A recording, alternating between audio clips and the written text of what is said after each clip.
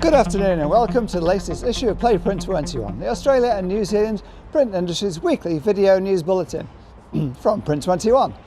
This week's issue sponsored by Spices, creating solutions together. Before we turn to the latest COVID news, it is results season at the top end of town. The country's biggest print business, IVE, performed better than anticipated in the financial year to June 2021, achieving $100 million EBITDA on revenue of $656 million, anticipating strong growth next year.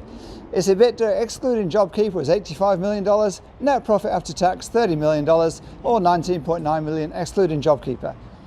The company said strong cash flows, significantly strengthened balance sheet and solid financial performance demonstrate the underlying resilience of the company throughout a year of uncertainty and volatility.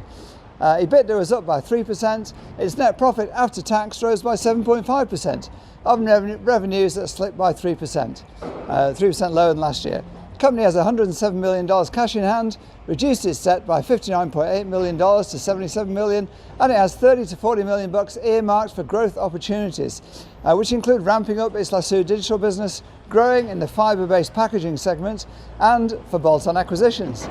Speaking to Print21, IVE Executive Chair Jeff Selig said, "We already do a little bit in packaging, but see potential for growth. We'd not be looking to take on Amcor or Visy, but in the short and medium run fibre sector, we feel we have a lot to offer." IVE already produces a little or some fibre-based packaging on its offset and wide format machines in Melbourne. As to acquisition, IVE's last company buy was Salmat 18 months ago, January 2020, just before COVID broke. Selig said, "It's fair to say that acquisition is back on the table. We may look at a fibre-based packaging business or a bolt-on for our existing sectors or something else altogether in an adjacent field such as data. Whatever we do, we will be disciplined." During the year in hand, it had no material customer losses, gained some $58 million worth of new business from new clients, including Bunnings, Officeworks and Colgate. It has around 2,800 customers now. Profits at packaging giant Amcor approaching $1 billion, with the company's CEO Ron Delia signaling the company is also looking at acquisitions to drive further growth, as he described the year as outstanding. Amcor's full-year revenue is up by 3.2% to $12.9 billion US. Amcor rose by 6%. Net profit jumped by 53%, or $327 US. Since its acquisition of Bemis 2 years ago, Amcor has been listed on the New York Stock Exchange. For the full year, flexibles and rigids both grew. Australian packaging giant Aurora is undertaking a major strategic review of its US wide format operation, Aurora Visual, OV, as the US business made it back into the black this year.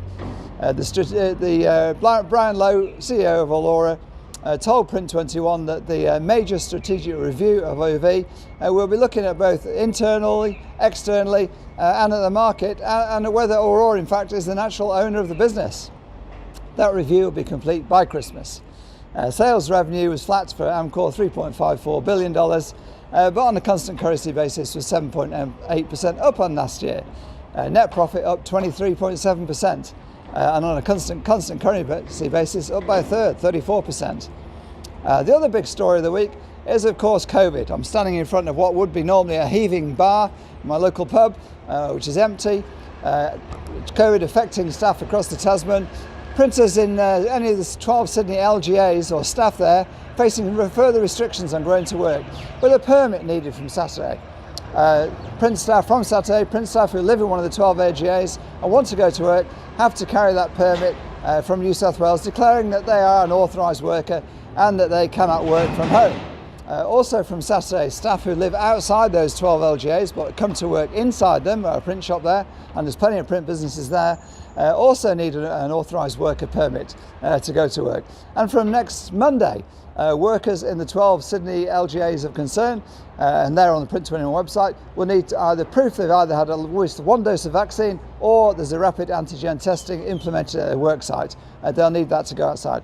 The permits will be available on the Service New South Wales website, although they're still not there, and we're starting to get anxious about when they will appear. Similarly, the latest edict from Victorian Government, all staff travelling to work at print businesses throughout Melbourne must have an authorised travel permit in that case with matching photo ID, or face huge fines.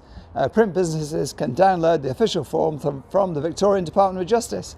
It's the employer's responsibility to issue the permit. The permit must be issued to staff on site, read and signed by both the employer and the employee. An employee may travel to work once without it and to be issued the permit on site. Much of the commercial print industry in Auckland and the rest of New Zealand remains idle, with level 4 lockdown extended again until at least next Tuesday in the country's biggest city, with the rest of the country in level 4 until the end of the week. However, printers are better prepared now than they were last time around. The Kiwi commercial print industry had to largely close last Tuesday as the government put the country in that level 4 lockdown over one case. That's escalating now, 61 today, it's going up every day, and the country is in hard lockdown. Those figures are rising. Chances of an early end to level 4 are falling. In New Zealand, only print that is servicing the essential services supply chain can be produced, along with COVID-related print and some news publications. Printers are increasingly nervous about the prospect of a long lockdown. However, Fred Saw, president of Print New Zealand, Print NZ and CEO of Saw Print, believes that the industry is better prepared for the lockdown this time around. He said, told Print21, when we went into lockdown last time, we weren't certain what was going to happen, but now we know the drill. He said, I imagine most people in the industry have applied for the subsidies which are available, $600 for a full-time worker, $359 part-time, and as well as other business subsidies, and that they may have already included pandemic clauses in various contracts. Finally, Brunswick Sign and Display Operation, Melbourne Brunswick Sign and Display Operation, Complete Displays, has instigated a no jab, no entry policy, with the owner Bernie Casey explaining his rationale on the nation's biggest breakfast TV show today with Carl Stefanovic. Casey said, we've had 200 days in lockdown. The only way out of this situation is through vaccination. We've all had to do the right thing. We need a circuit breaker. None of us want this to go on. Calling Casey a legend, Stefanovic said, you're making a stand. I like it. You're articulating perfectly the frustrations of small business owners, who are the backbone, the lifeblood of the economy around the whole country. No job, no work will likely become the biggest workplace issue of 2022. That's it for this extended issue of Play Print21. Thanks to our sponsor Spices for bringing ideas to life. My name's Wayne Robinson.